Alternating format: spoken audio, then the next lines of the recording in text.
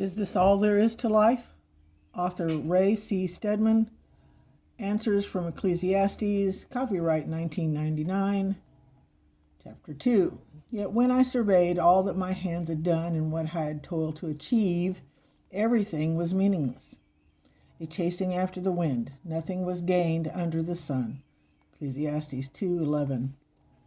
Life in the fast lane. Whether we know it or not, all of us are engaged in a quest for something that will meet the need of our heart. We're all looking for the secret to finding delight anytime, anywhere, and under any circumstances. What we're looking for, in other words, is the secret of contentment. That is the great blessing of life. That, too, is what King Solomon was looking for, and in Ecclesiastes he described his search. We learn from him that there is nothing in and of itself that can make us content. No thing, no possession, no relationship will continually yield up fruit of contentment and delight. In chapter 2, we are introduced to the details of this search. Here we have an examination of the various ways by which men through the ages have sought to find contentment and delight in life. The first way, and the one most popular today, is what philosophers call hedonism, the pursuit of pleasure. We all instinctively feel that if we can just have fun, we will find happiness. This is what the searcher examines first. He starts with what we could call fun and games. I thought in my heart, "Come now, I will test you with pleasure to find out what is good." But that also proved to be meaningless. Laughter, I said, is foolish. And what does pleasure accomplish? I tried cheering myself up with wine and embracing folly. My mind still guiding me with wisdom, I wanted to see what was worthwhile for men to do under heaven during the few days of their life. Ecclesiastes 2:1-3. Have you ever asked yourself, what can I do that will make me happy all my life? That was Solomon's question. What a time they must have had, Solomon, with all his riches, giving himself completely over to the pursuit of pleasure. He must have spent weeks and months, even years, in this experience. The first thing he said to himself, enjoy yourself.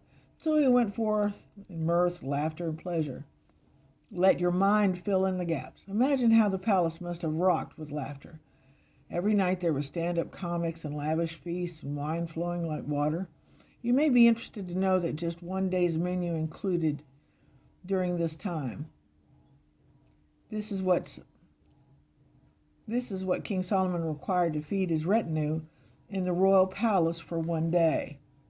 Solomon's daily provisions were 30 cores of fine flour, a core is about 10 bushels, and 60 cores of meal, grain of various sorts, and 10 head of stall-fed cattle, 20 head of pasture-fed cattle, prime grade A beef, and 100 sheep and goats, as well as deer, gazelles, roebuck, and choice fowl, chickens, ducks, and all kinds of birds. 1 Kings 4:22-23. That was the menu for one day. It must have been estimated that it would feed between 10 and 20,000 people, so there were many others beside the kings involved in this search for pleasure. Now he tells us what he found. Laughter, he said to himself, is madness. Perhaps each of us has experienced this to some degree. Have you ever spent an afternoon with a group of your friends, giving yourself to laughing and having fun and telling stories about all kinds of experiences? Most of the stories are based on exaggeration. They were all embellished a little and did not have much basis in reality. It is the same with laughter. Laughter deals with the peripheries of life. There is no solid content to it. Like the crackling of thorns under the pot, so is the laughter of fools. Ecclesiastes 7:6. It is only a crackling noise. That is all. It leaves one with a sense of unfulfillment. I've had afternoons and evenings like that, which at the time were delightful. We laughed many times as we rehashed experiences and told jokes. But when all was said and done, we went home to bed feeling rather empty and unfulfilled. That was Solomon's experience. He's not saying that laughter is wrong, and the Bible doesn't say it either. It says that laughter is empty. It does not fulfill or satisfy.